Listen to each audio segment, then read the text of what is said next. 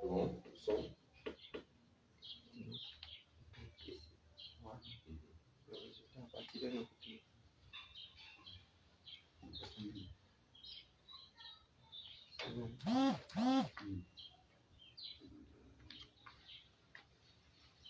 Le son, ça va. 47. Un peu pas avec nous. Moi, ça va. Le son.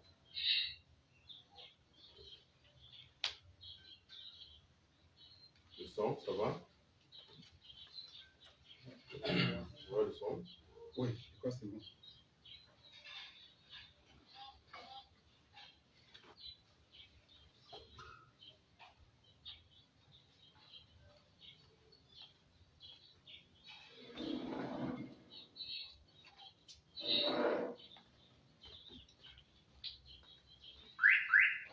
Dans le temps, tous les gens sont...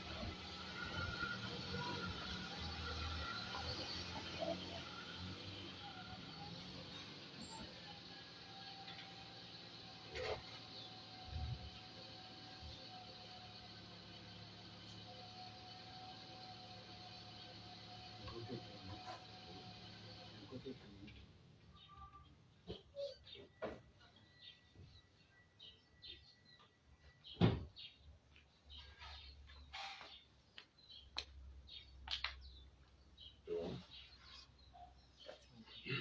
400. 400. 30. C'est bon.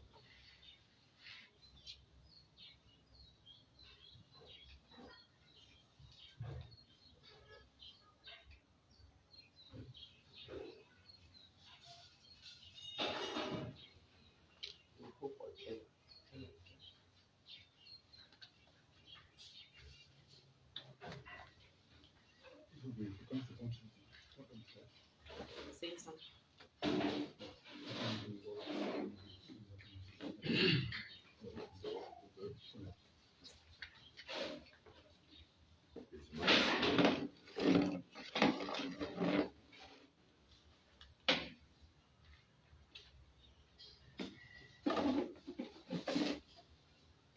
Je fais le décompte. Fais le décompte.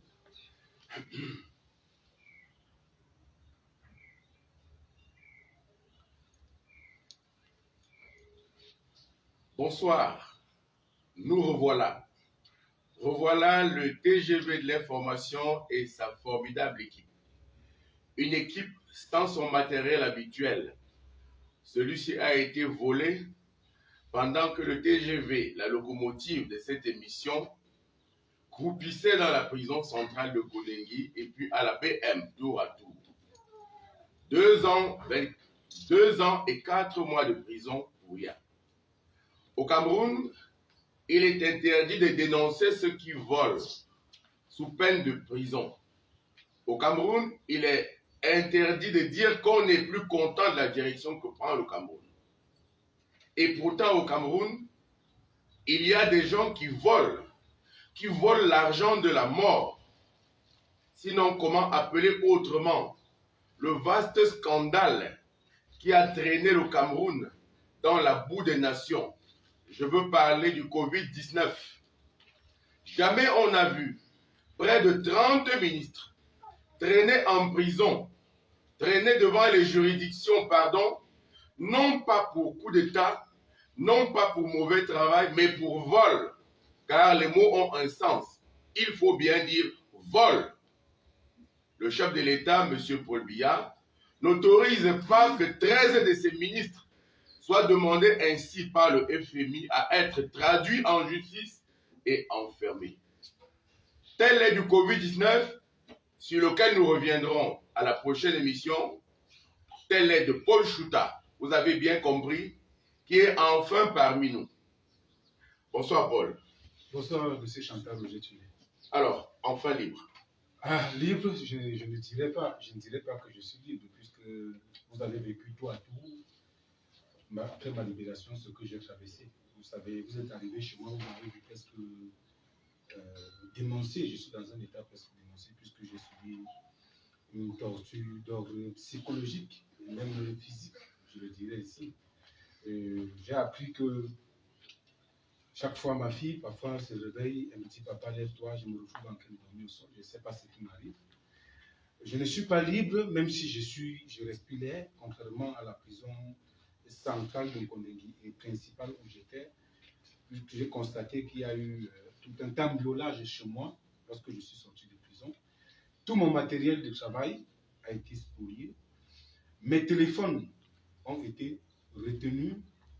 Ma carte d'identité même, je n'ai pas de pièce d'identité. Je ne l'ai pas trouvée à la sortie de prison, alors qu'en temps normal, cela devait m'être restitué au greffe de la prison.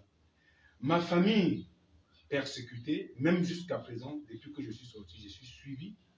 Dernièrement, j'ai vu quelque part où j'étais assis en train de discuter avec des amis, malheureusement, des flics. Il y a un parmi eux qui a fait un projet que j'ai vu là. Donc, comprenez que je ne suis pas libre au moment où je vous parle. Je remets mon sort actuellement entre les mains de Dieu. Je voulais peut-être pour éclairer ceux de nos frères de la diaspora, que vous reveniez sur les circonstances de votre arrestation. Comment cela s'est-il passé, Paul? Mon arrestation a été, je ne dirais pas arrestation, ça a été un enlèvement. J'ai été enlevé en présence de mon ami et frère Ernesto Yéné. Je rends grâce à Dieu parce que ce jour il était là. Vous savez, avant de vous donner les circonstances de mon arrestation, je vais revenir un peu en arrière.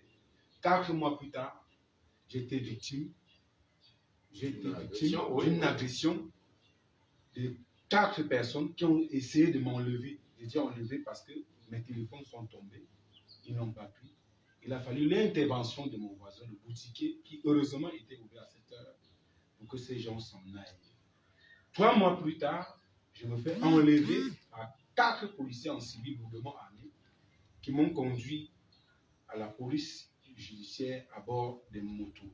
Dites-moi, est-ce qu'il y avait une plainte contre vous? Est-ce qu'on vous a entendu? On vous arrête à 20h. Est-ce qu'à 20h, les bureaux administratifs sont ouverts? De quoi s'agit-il?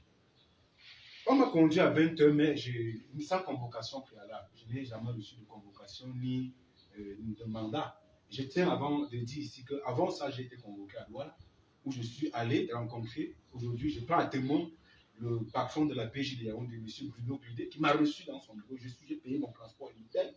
Je suis allé répondre sur pourquoi on m'appelait. J'ai constaté que c'était une histoire qui n'avait pas de sens. Et je tiens à saluer M. Bruno Guidé, qui a exigé que les enquêtes soient diligentées avec professionnalisme. C'est pourquoi je suis rentré chez moi. Donc, c'est pour vous dire, j'ai été enlevé sans convocation préalable ni mandat d'amener. Lorsque je suis arrivé à la police judiciaire, on m'a présenté une plainte où j'étais accusé d'injure, diffamation. Votre petite fille est malade, vous allez prendre ses médicaments, d'après ce qui nous est revenu. Qu'est-ce que vous avez fait de ces médicaments qui étaient importants ce jour-là pour la santé de la fillette? Ce jour, lorsque j'ai été arrêté, j'étais complètement interdit de visite, de communication. Parce que j'ai passé 2 semaines, j'étais interdit de communication. On m'a demandé de ne parler avec personne. Donc, ces médicaments, ce n'est que le lendemain que j'ai donné, on m'a donné l'occasion. Je ne parlais qu'avec une épouse qui venait nous voir à la police judiciaire. C'est elle qui est rentrée avec ces médicaments. Il faut dire que, d'une part, l'enquêteur était un peu humaniste, parce qu'il a quand même permis, parce que l'instruction a été donnée que je ne communique avec personne. Donc voilà ce qui s'est passé en réalité. Il nous est revenu que vous aviez à faire face à une grande dame qui a le bras très long, une dame du régime. Parlez-nous-en. On me dit que au cours de mes émissions, j'ai eu à offenser cette dame qui est très introduite dans le système. J'ai entendu dire des choses dans les plateaux et même cette dame permettez que je ne prononce pas son nom. Même ma fille n'aime pas son nom. Parce que vous savez, mon mépris se mérite. Je ne vais pas prononcer le nom de cette dame. Je vous le concède. Et j'ai mal parce que il faut que ceux qui sont aujourd'hui proches du système, proches de M. Biya, et qui font les choses parce qu'ils ont des pouvoirs avec eux, savent que demain, des gens peuvent, des règlements de compte peuvent arriver. Aucun régime n'est éternel. Je voulais revenir pour dire, vous verrez,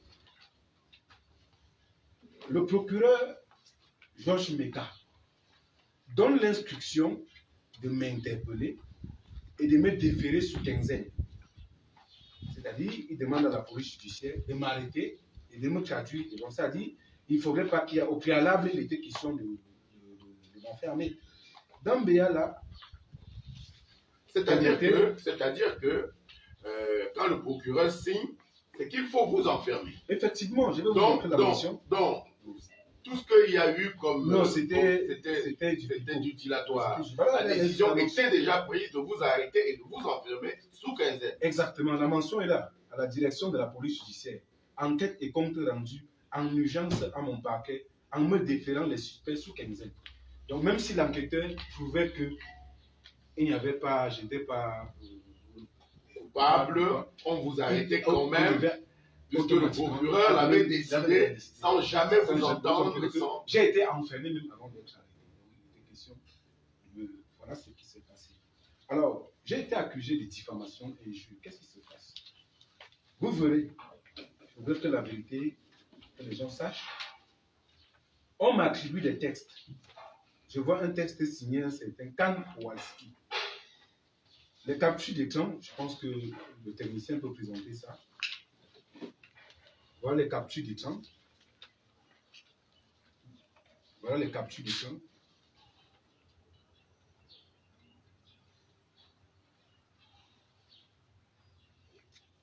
Je vais vous expliquer pourquoi je présente cela. Je vais vous expliquer pourquoi je présente cela.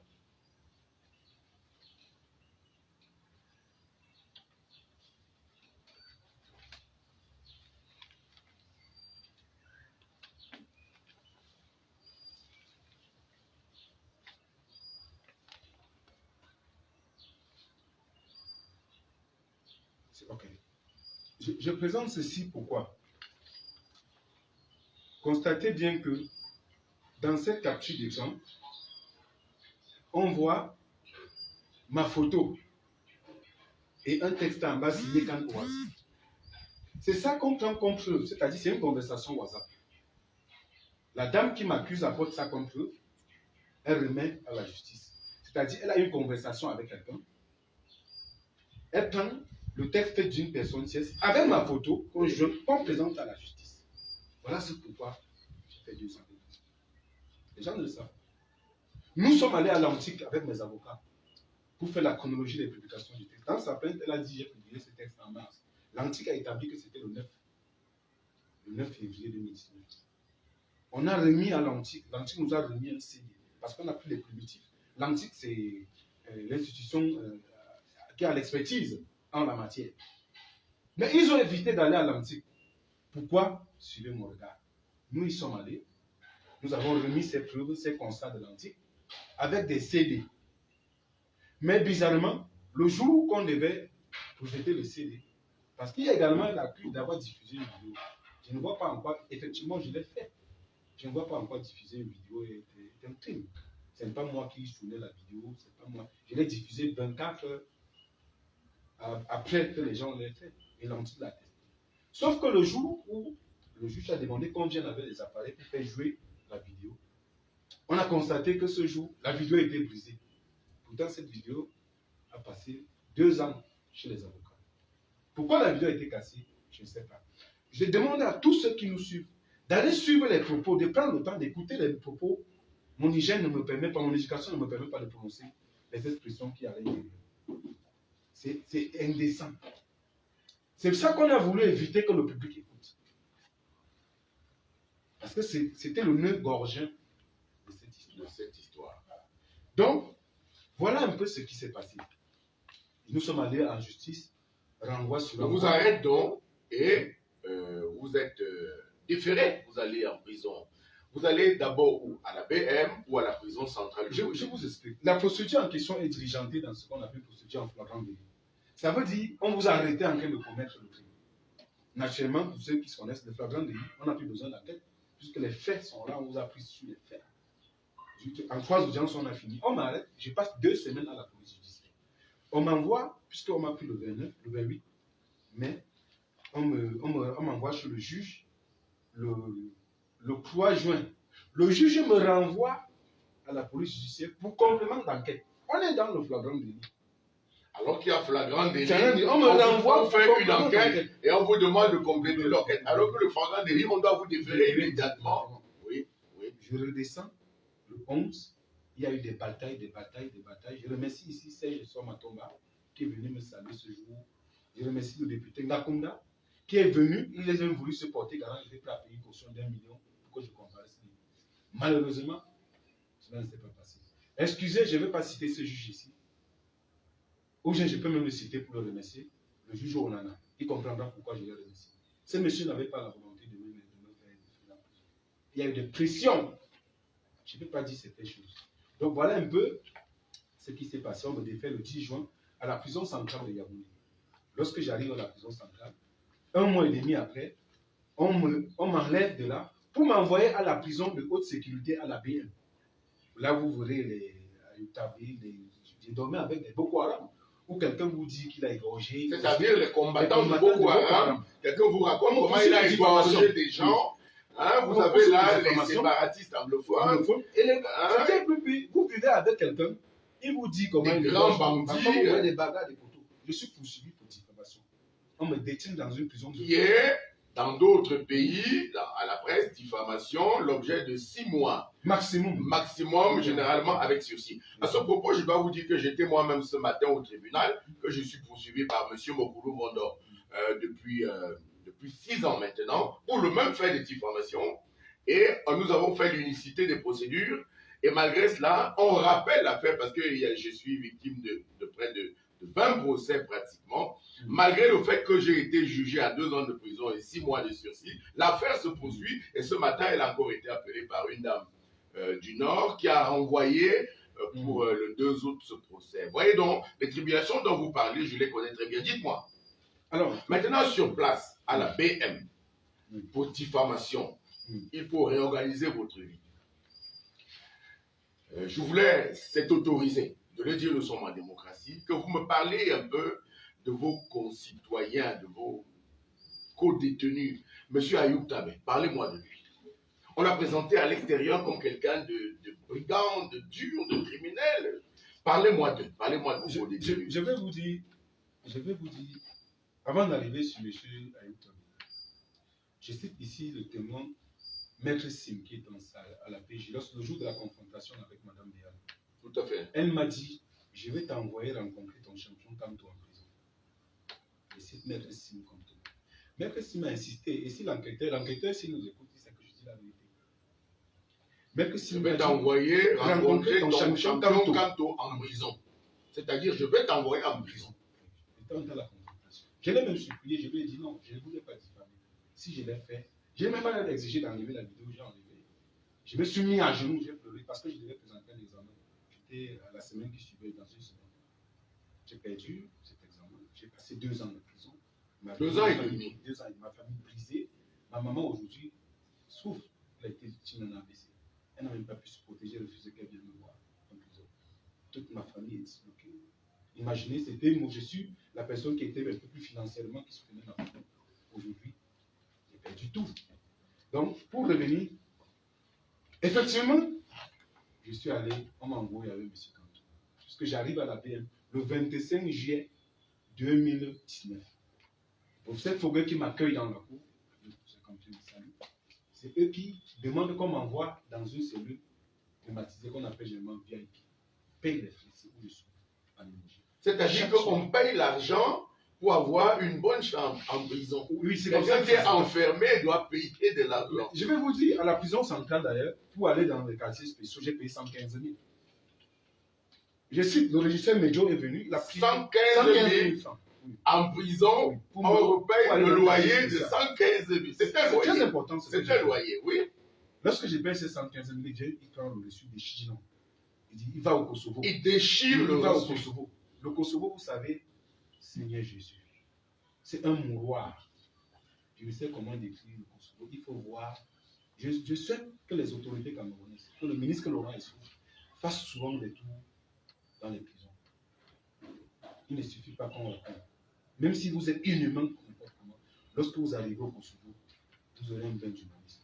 Il m'a fait, monsieur Medjo m'a fait asseoir à même le sol et il m'a conduit au Kosovo. Je crois que j'étais au local. Vous avez déjà payé 115 000. Oui. On m'a remboursé les 115 000. On m'a envoyé au Kosovo.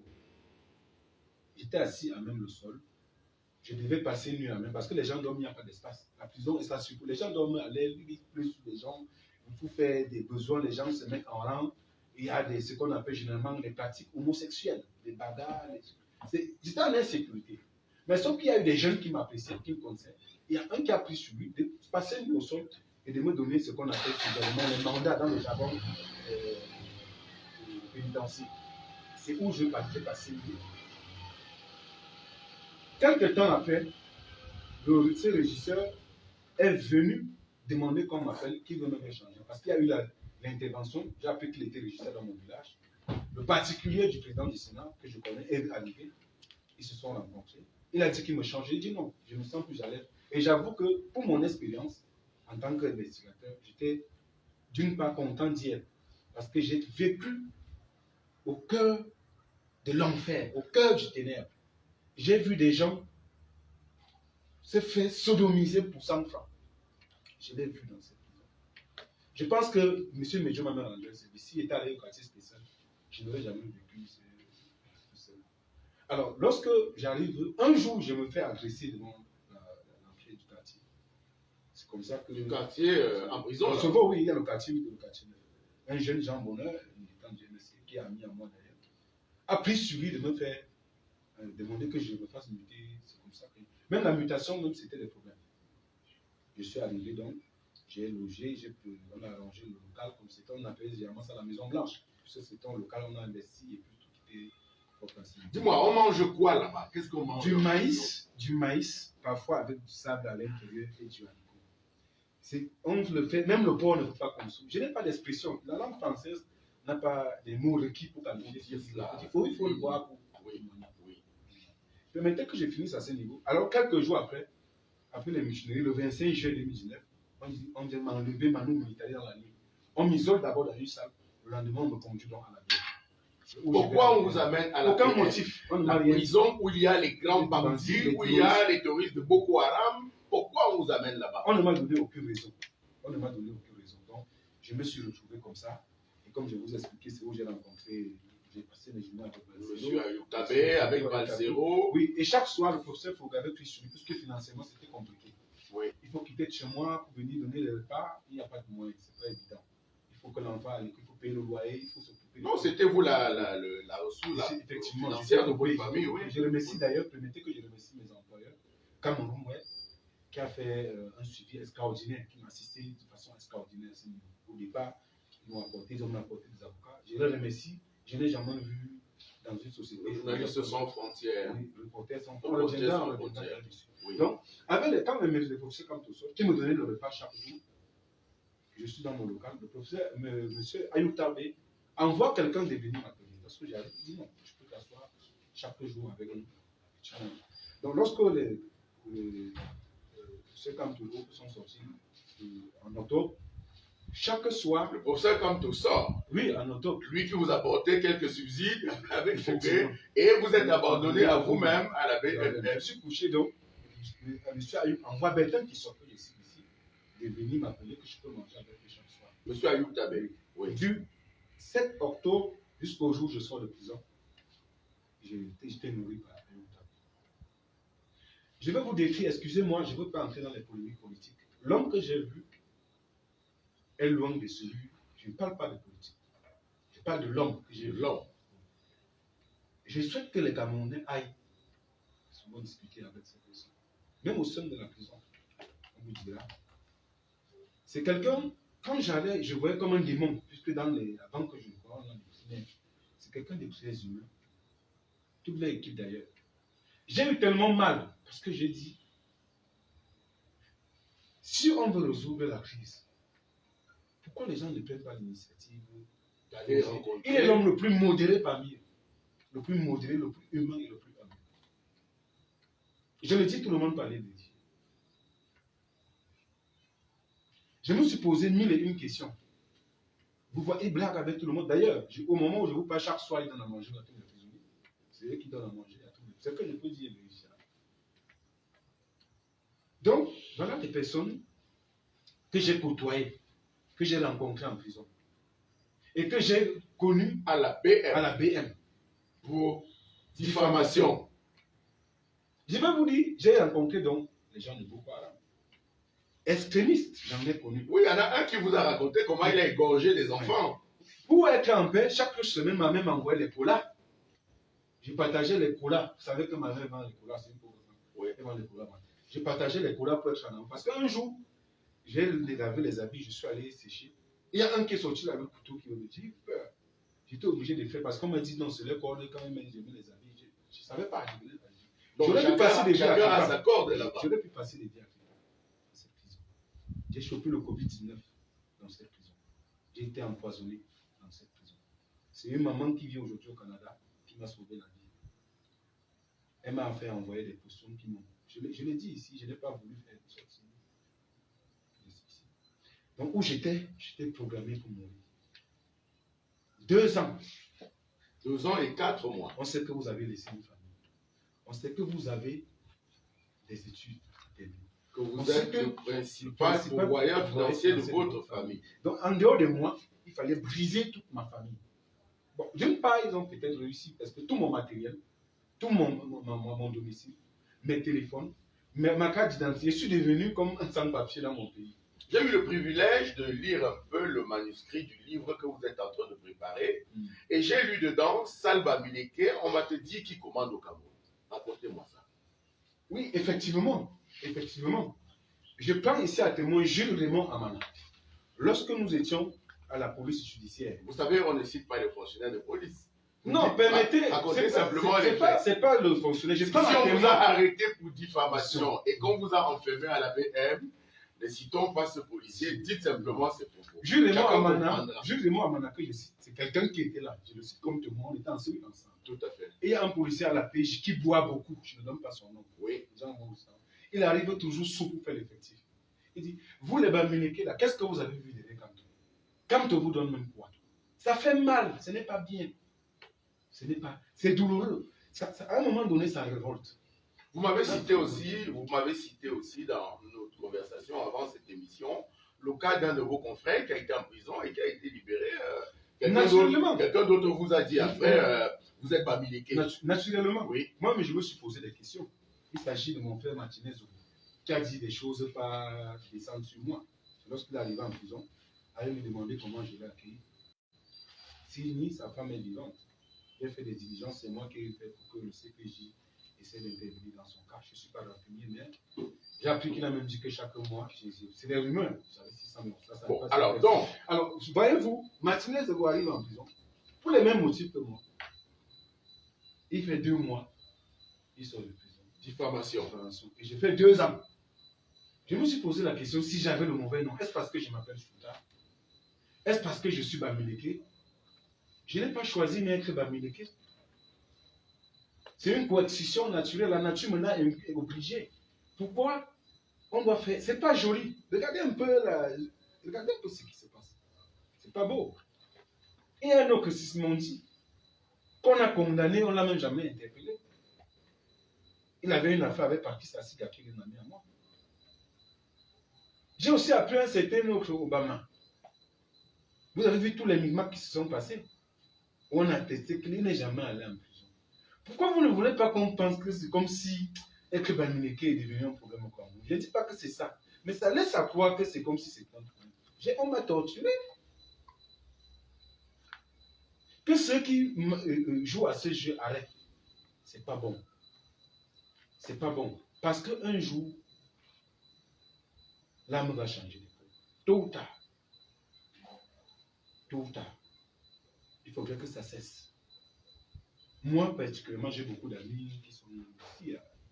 C'est pas pour dire qu'il y a un tribut qui... Il y a des gens qui jouent à ce jeu, qui instrumentalisent la fibre tribale pour des intérêts. C'est pas bon. On ne doit pas faire ça. On a besoin de vivre en harmonie, on a besoin de vivre en famille. À ce propos-là, quel est votre avis sur... on a beau dire, hein, nous vivons une fin de règne.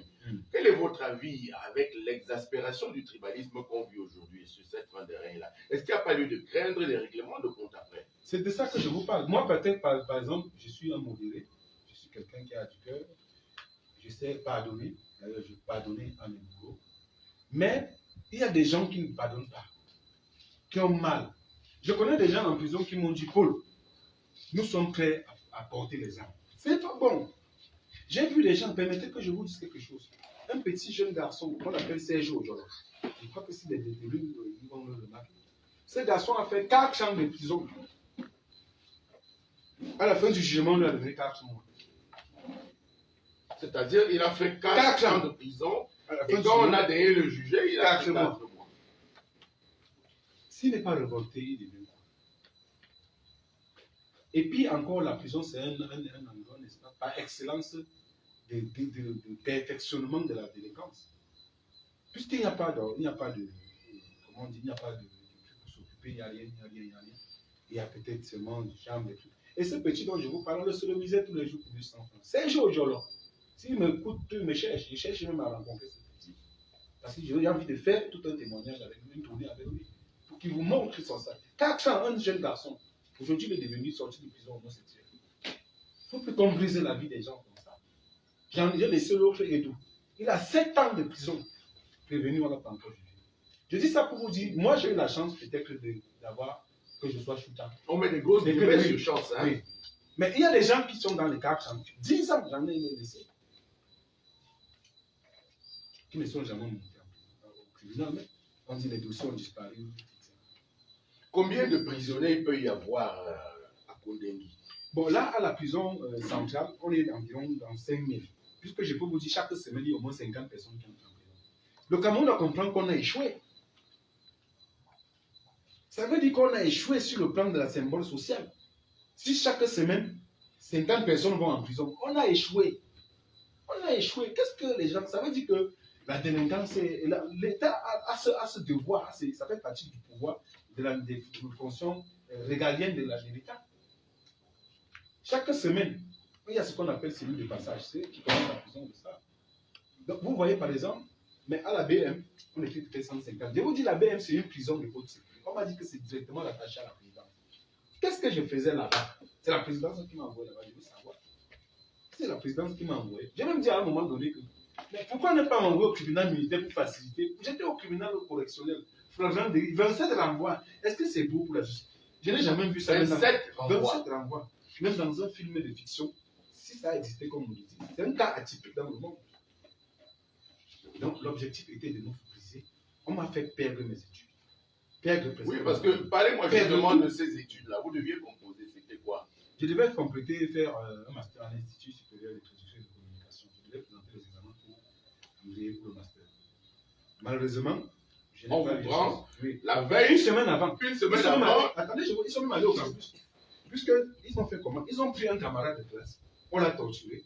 Il m'appelle, il me dit, l'enseignant de English Literature a demandé que je te donne tel document. Je lui dis, bon, ça tombe même bien, il faut me donner ce document ici.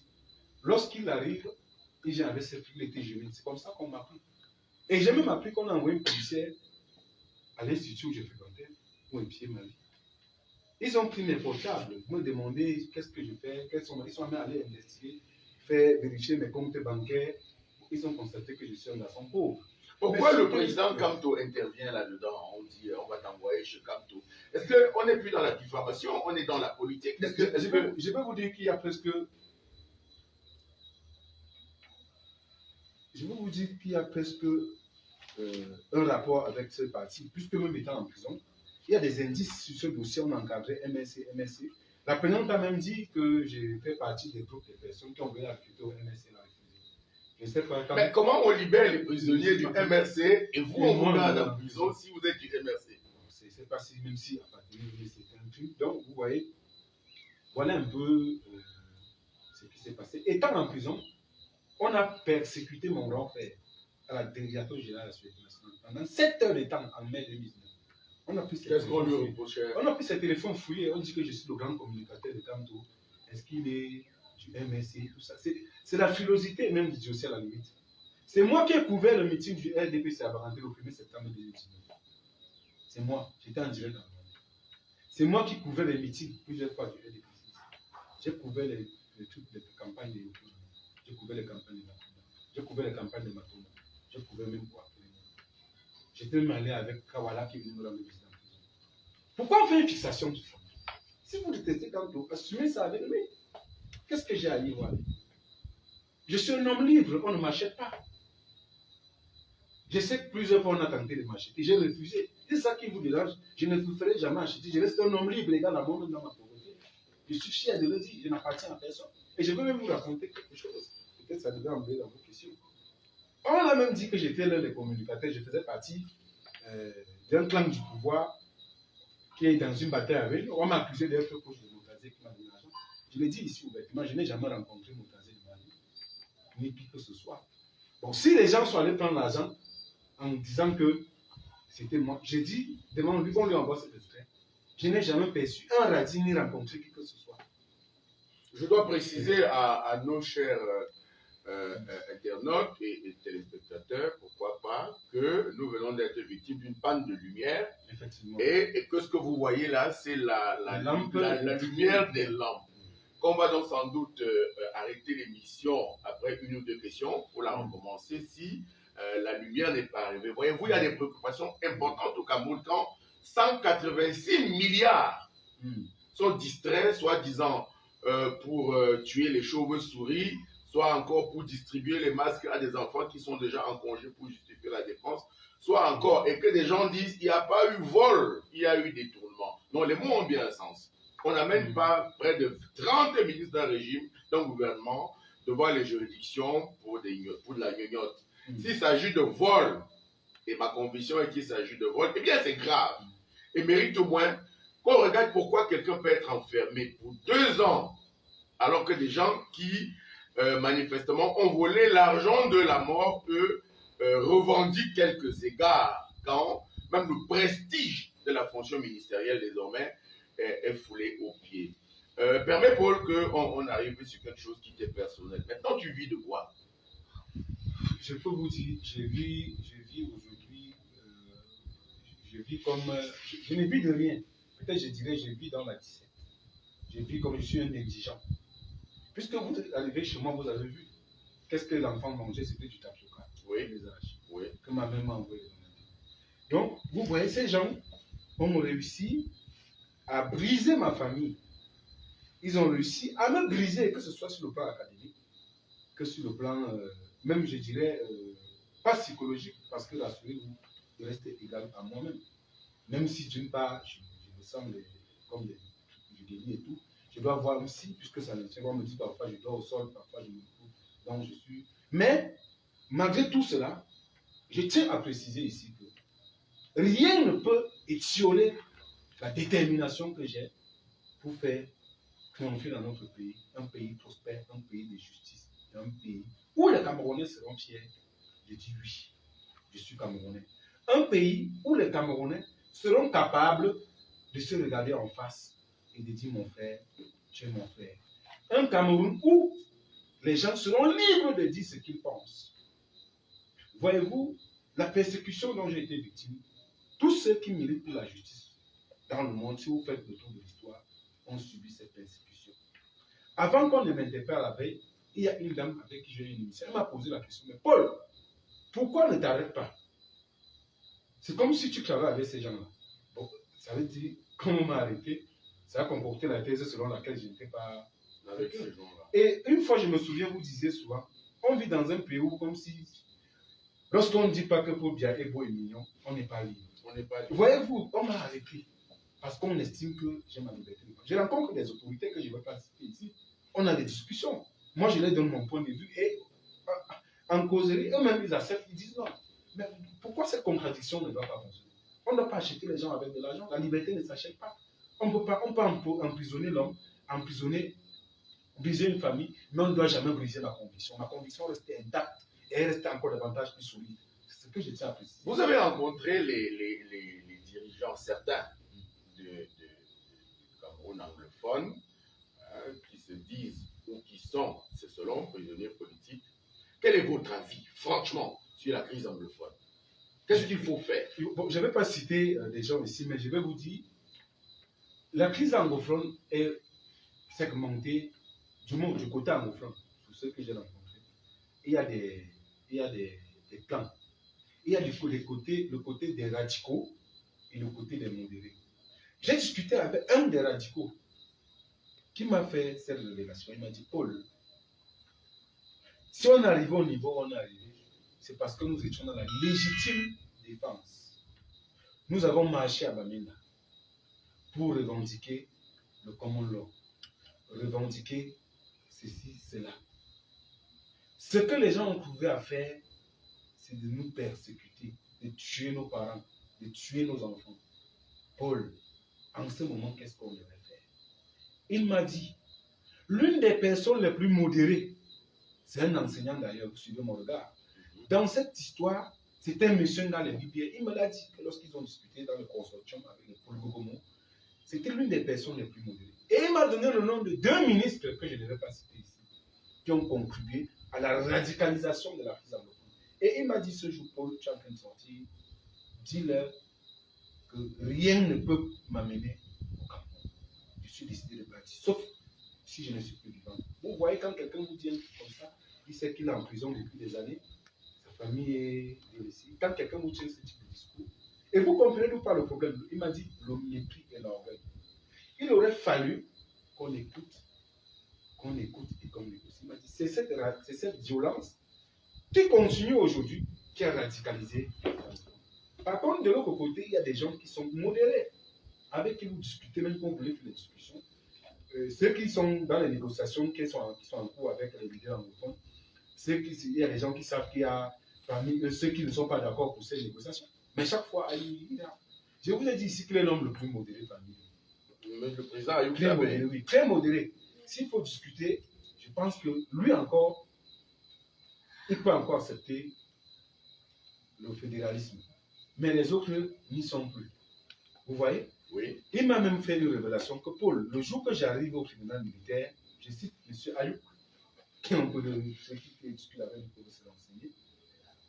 Il dit, les gens sont arrivés avec une cargaison d'armes. On dit qu'on a arrêté avec ça au Niger.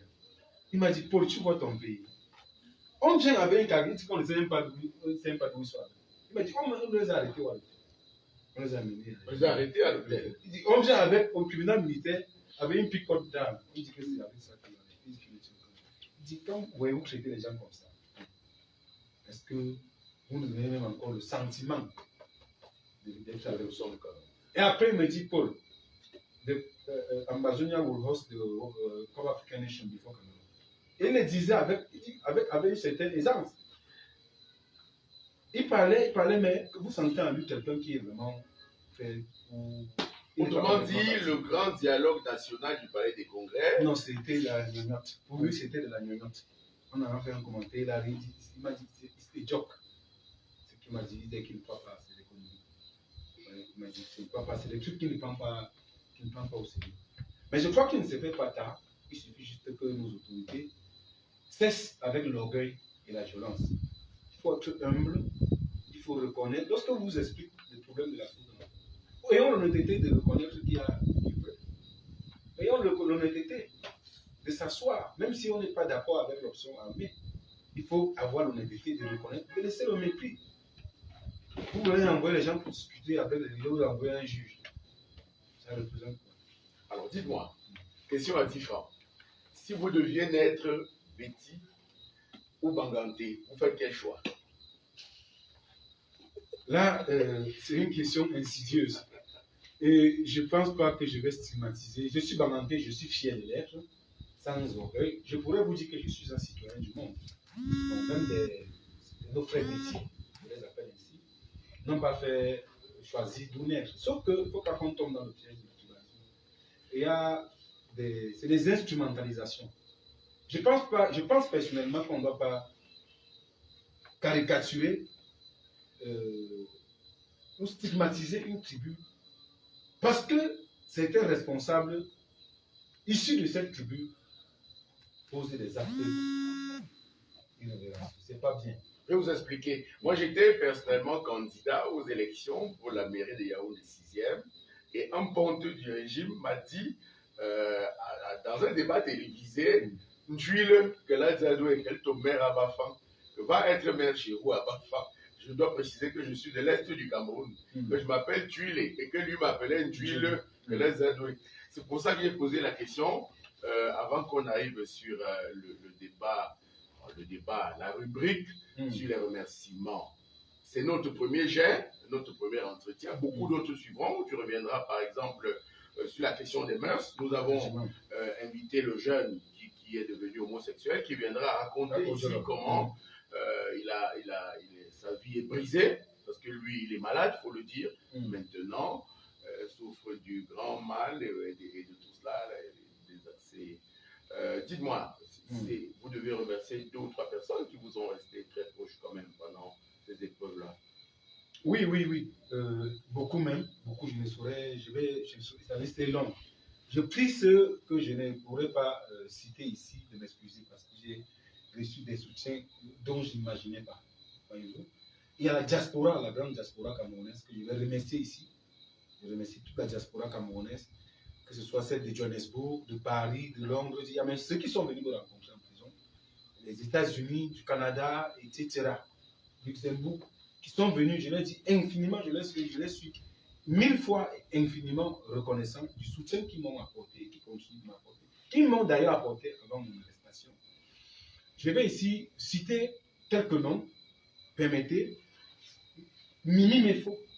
Avant mon arrestation, je n'avais pas un rapport particulier avec Mimi Mefo. Ah, la jeune qui était journaliste. Oui. Ce qu'elle m'a fait, j'ai coulé les larmes. J'étais en prison, elle a payé son avocat de venir m'adresser une lettre qu'elle a fait envoyer par Pax depuis Londres. Lorsque j'ai lu cette lettre, ça m'a donné beaucoup de force. Il s'agit de Maître Tamfou Richard. Et c'est elle qui a payé les honoraires de Maître Tamfou de se constituer comme avocat. Donc, je remercie ici Mimi Mefo. Je remercie mon frère et ami Boris Berthold. Il était très gêné parce qu'il s'est beaucoup battu. Je remercie infiniment l'aîné Jipon Reningono. Là, je sais ce qu'il a fait pour moi. Je n'ai pas de mots pour qualifier cela. Je vais penser aussi aux gens comme le professeur Fomognon. Qui m'a beaucoup soutenu aussi. Aux gens comme Madame Kawala, qui est venue me rendre visite en prison. Serge Espoir Matomba, qui était là lorsqu'on me libérait. Je vais citer ici les personnes aussi comme le professeur Kamto, qui m'a nourri en prison et qui m'a d'ailleurs appelé l'autre jour pour m'adresser ses encouragements. Et je vais également remercier le président Sissikou Ayou-Tabraï, qui m'a nourri pendant plus d'1 an en prison. Je vais aussi penser aux organisations comme le CPJ, Committee to Protect Journalists, notamment Angela Quintal, qui s'est constituée, elle a agi plus qu'une mère pour moi. Je ne l'ai jamais rencontrée, mais elle a pris mon affaire comme, j'ai d'ailleurs dit que mon prochain enfant va porter son nom. Et également, je pense à Reporters sans frontières, notamment Arnaud Fougier, qui a battu un travail extraordinaire, Emmanuel Ekouli, qui représente Reporters sans frontières ici. Je vais citer PEN International, PEN America, PEN England. Je vais citer aussi Patrice Ngana, qui a battu une campagne extraordinaire aussi pour ma libération. Je vais citer des gens comme le REDAC. Je vais citer des gens comme le Nouvel Droit de l'Homme. Je vais penser ici aussi aux personnes comme Mandela Center. Et je pense également aux organisations comme American Bar Association, qui d'ailleurs, je vous le dis, a porté mon affaire à l'ONU puisque je suis victime d'une détention arbitraire. Donc le Cameroun sera poursuivi dans l'organisation des Nations Unies, suivi par la fondation, la American Bar Association et Fondation Cloney for Justice. C'est-à-dire que vous avez porté plainte à l'État du Cameroun. Les documents sont là. Il y a un communiqué qui est sorti. Ça, c'est le communiqué de l'American Bar Association qui a été victime d'une détention arbitraire. Donc, la fin ne fait que commencer. Tous ces documents sont là, donc je remercie tous ces gens qui ont suivi mon procès de bout en bout. Et je pense aussi à mon employeur, que j'insiste, qui a battu un travail extraordinaire sur le plan international. Je pense que ce n'était pas, il ne devait pas avoir une mobilisation. Je parle ici de Cameroun, qui a fait un travail extraordinaire et qui n'a pas baissé les chiffres. Je vais également parler des organes comme le jour de Aman Mana, qui est l'un des rares médias au Cameroun qui a couvert de bout en bout aussi. Je pense au grand frère Magnus Biagas du journal Émergence, qui a fait un travail impeccable, et également à son rêve, Tammy Jefferson, qui venait constamment en prison dans la musique. Je ne vais pas oublier mon frère de sang, Serge Aimé Bikoy, qui était à mes trousses au point où il est devenu suspect à mes yeux. J'avais peur. Bikoy se comportait même plus comme ma femme. Matin, midi, soir, je le vois. Il était passé les nuits à la police judiciaire. Pourtant, au départ, on n'avait pas procédé. Je pense à lui. Je pense à Ernesto Yéné, qui était là le jour de mon arrestation. Il était tellement gêné. Je vais citer aussi ici Talara, du grand frère Bobio Kiono, qui a également battu un travail extraordinaire. Je pense à Equinox Télévision, ces gens-là autour, Cédric Noufele, Paul Sabonana, etc., qui n'ont pas cédé à la pression, puisqu'il y avait des gens qui avaient peur de parler de cette histoire, parce que c'était une histoire très compliquée. Donc, s'il y a des organismes ou des personnes que j'ai oubliées, j'allais oublier, je pense à Maître Christian Timban, Bomo, qui également a fait un travail impeccable lorsque j'étais interpellé. Et je pense aussi à mon frère Zumento, qui a lancé un litige pour me soutenir. Et je vais aussi parler des avocats, tous mes avocats, Maître Méli, Maître Sim, Maître Bokam Henri, Maître Diodo, Maître Dorcas Comé, Maître Biada, et tous les autres qui se sont constitués dans mon dossier. Je pense aussi à Maître Aré Police, qui quittait le crédit pour venir sur mon procès. Donc, si je vais me mettre à citer, la liste sera très longue. Je prie ceux que je n'ai pas cités de ne pas croire, de ne pas penser que ce n'est pas omission, c'est parce que la liste est longue. Je suis un homme, je vous ai dit d'ailleurs que je suis traumatisé.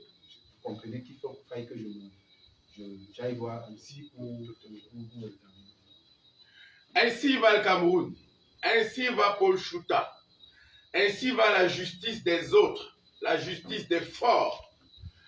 Depuis 6 ans, Chantal Roger Tuile est interdit d'exercer la profession de journaliste au Cameroun. Interdit à vie. Depuis 6 ans, il est en justice au tribunal avec M. Mokoulou Vondo, le neveu du chef de l'État, directeur général de la CNPS. Jugé, condamné à 2 ans de prison et 6 mois et 5 ans de sursis, il était encore au tribunal ce matin. Ainsi va Paul Chouta, que vous venez de retrouver après 2 ans de prison. 2 ans pour rien, 2 ans d'avoir fait son métier. Ainsi va le Cameroun avec l'argent du Covid, sur lequel nous reviendrons en détail la semaine prochaine. Ainsi va cette émission que nous avons enregistrée dans le noir, parce qu'il n'y a pas de lumière au Cameroun. Quelqu'un a dit, Yaoundé, le Cameroun est le seul endroit où il n'y a pas de bidonville. Parce que toute la ville est un immense bidonville. À très bientôt. Au revoir.